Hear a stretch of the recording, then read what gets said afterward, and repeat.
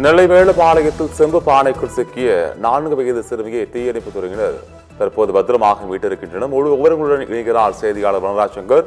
வணக்கம் வனராஜ் சங்கர், என்ன நடந்தது, விவரங்கள்? வணக்கம் ஆபிரகாம். நிச்சயமாக திருநெல்வேலியில் பரபரப்பும் நெகிழ்ச்சியும் இணைந்த சம்பவம் அரங்கேறி உள்ளது என்றே குறிப்பிட வேண்டும்.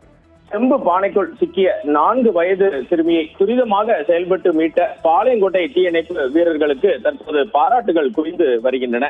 இது குறித்த விவரங்களை சேகரிக்கும் போது ஆபிரகாம், திருநெல்வேலியில் விளையாடும் போது செம்பு பானைக்குள் சிக்கிக் கொண்ட சிறுமியை பாளையங்கோட்டை தீயணைப்புத்துறை நிலைய அலுவலர் சுந்தரம் தலைமையிலான குழுவினர் சாதுரியமாக மீட்ட சம்பவம் இப்பகுதியில் பெரும் பரபரப்பையும் நெகிழ்ச்சியையும் ஒரு சேர ஏற்படுத்தியுள்ளது. திருநெல்வேலி மேலப்பாளையம் ராஜா நகர் பகுதியை சேர்ந்தவர் பேச்சிமுத்து மற்றும் மாரியம்மாள் தம்பதி. இவர்களுக்கு 4.5 வயதில் மகிழ்மதி என்ற பெண் குழந்தை உள்ளது. சுட்டி சிறுமியான மகிழ்மதி வீட்டில் விளையாடி கொண்டிருந்த போது எதிர்பாராத விதமாக அங்கிருந்த பெரிய செம்பு பானைக்குள் உட்கார நினைத்து உள்ளே போய் மாட்டிக்கொண்டார். சிறுமியின் உடல் பானைக்குள் சிக்கிக்கொள்ள அவரால் வெளியே வர முடியாமல் தவித்துள்ளார். இதை கண்டு அதிர்ச்சி அடைந்த பெற்றோர் மற்றும் உறவினர்கள் குழந்தையை மீட்க முயன்றும் முடியவில்லை.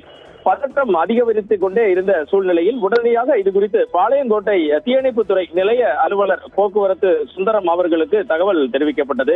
தகவல் அறிந்ததும் சற்றும் தாமதிக்காமல் சம்பவ இடத்திற்கு தனது பணியாளர்களுடன் குழுவினருடன் விரைந்து சென்றார் நிலைய அலுவலர் சுந்தரம். அங்கு வயத்தில் அழுது கொண்டிருந்த குழந்தையை தேற்றிய அவர்கள் மிகவும் துரிதமாகவும் அதே சமயம் எந்தவித காயமுமின்றி பாதுகாப்பாகவும் பத்திரமாகவும் பானையிலிருந்து சிறுமியை மீட்டெடுத்தனர். சரியான நேரத்தில் வந்து குழந்தையை மீட்ட பாளையங்கோட்டை நிலைய அலுவலர் தீயணைப்புத்துறை அனைத்து குழுவினருக்கும் இந்த சிறப்பான செயலை குழந்தையின் பெற்றோர் மற்றும் அப்பகுதி பொதுமக்கள் வெகுவாக பாராட்டி வருகின்றனர். குழந்தை தற்போது நலமுடன் உள்ளார். சுற்று குழந்தைகள் வீட்டில் விளையாடும் போது எப்படி விளையாடுகிறார்கள், என்ன செய்கிறார்கள் என பெற்றோர்கள் கவனித்துக் கொண்டே இருக்க வேண்டும் என தீயணைப்புத்துறை சார்பில் ஒரு அறிவுறுத்தல் தற்போது வழங்கப்பட்டுள்ளது. பெற்றவர்களின் வயிற்றில் பாலை வார்த்த பாளையங்கோட்டை தீயணைப்புத்துறையினர் நிச்சயம் மிகப்பெரிய பாராட்டுக்குரியவர்கள் தான் ஆபிரகாம். கைகளில் மாட்டிக்கொள்ளும் மோதிரம் மற்றும் இது போன்ற நிகழ்வுகளில் துரிதமாக செயல்பட தீயணைப்புத்துறையினருக்கு பயிற்சியும் அதற்கு தேவையான உபகரணங்களும் இப்போது வழங்கப்பட்டிருப்பது இங்கு குறிப்பிடத்தக்கது ஆபிரகாம்.